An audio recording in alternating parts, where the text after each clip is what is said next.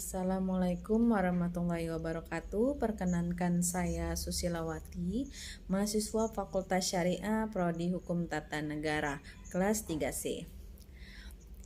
Saya akan memaparkan sedikit materi yang telah dipelajari sebelumnya dari mata kuliah Filsafat Hukum Islam di bawah bimbingan Bapak Dr. Muhammad Zaki SAG MAG. Video ini saya buat sebagai bentuk pengumpulan tugas ujian tengah semester mata kuliah Filsafat Hukum Islam. Adapun pada kesempatan ini saya akan membahas dua materi. Yang pertama, definisi filsafat hukum Islam dan Al-Qur'an sebagai sumber hukum Islam. Baiklah, yang pertama definisi filsafat hukum Islam. Filsafat sendiri secara umum ialah ilmu yang meneliti hakikat segala sesuatu secara mendalam, rasional, sistematis, dan kritis. Tujuannya mencari kebenaran dan kebijaksanaan. 4 sudut pandang filsafat dari arti bahasa yaitu cinta kebijaksanaan. Sebagai ilmu, menyelidiki hakikat Tuhan, manusia, dan alam. Sebagai jawaban kritis, merespon problem kehidupan, dan sebagai aktivitas berpikir, ialah analisa logis dan menyeluruh terhadap nilai dan konsep. 4 pilar berpikir filsafat yaitu logis, sistematis, radikal, dan universal. Arti hukum secara bahasa dan umum, hukum berarti ketetapan, keadilan, dan otoritas. Menurut para ahli, hukum adalah aturan, norma, atau sistem yang mengatur perilaku manusia demi ketertiban dan keadilan. Hubungan filsafat, etika, dan hukum.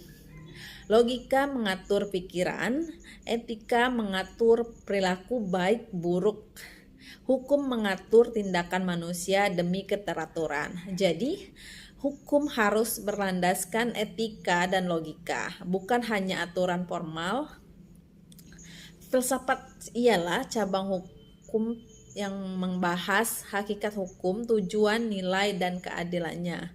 Dalam konteks hukum tata negara, mengapa hukum dibuat dan kekuasaan perlu dibatasi?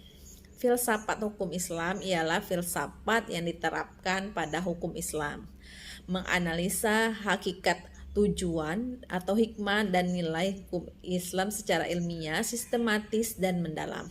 Berusaha menjawab mengapa hukum Islam ditetapkan dan bagaimana penerapannya.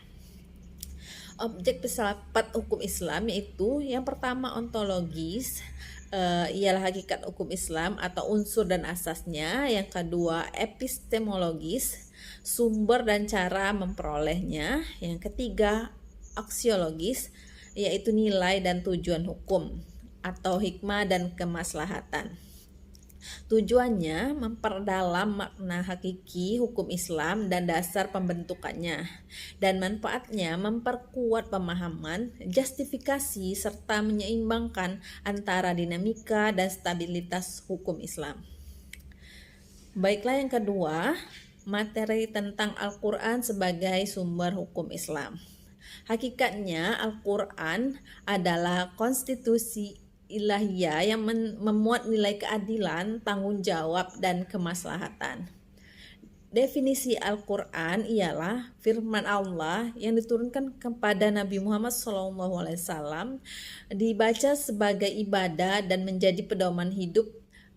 Al-Qur'an turun bertahap selama 22 tahun agar manusia dapat dididik secara perlahan dan hukum dapat diterapkan kontekstual.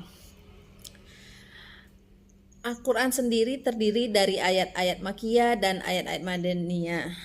Ayat Makkiyah membina akidah, Madaniyah mengatur hukum sosial dari etika menuju sistem hukum. Struktur hukumnya dari kurang lebih 6.000 ayat hanya kurang lebih 500 ayat hukum yang mencakup ibadah, keluarga, perdata, pidana, dan kenegaraan. Setiap ayat hukum mencerminkan maqasid syariah, menjaga agama, jiwa, akal, harta, dan keturunan. Ada ayat qat'i atau pasti dan ayat zanni atau butuh ijtihad. menyeimbangkan kepastian hukum dan dinamika zaman. Prinsip filsafat hukum berlandaskan keadilan, kemaslahatan, kebebasan, kesetaraan, dan penghambaan terhadap Allah Subhanahu wa taala. Jadi kesimpulannya, Al-Qur'an bukan sekedar aturan, tapi sistem nilai abadi untuk menegakkan keadilan dan martabat manusia. Baik, demikianlah pemaparan yang dapat saya sampaikan. Semoga bermanfaat bagi kita semua. Akhir kata, saya akhiri, wabillahi taufiq wal hidayah. Wassalamualaikum warahmatullahi wabarakatuh. Terima kasih.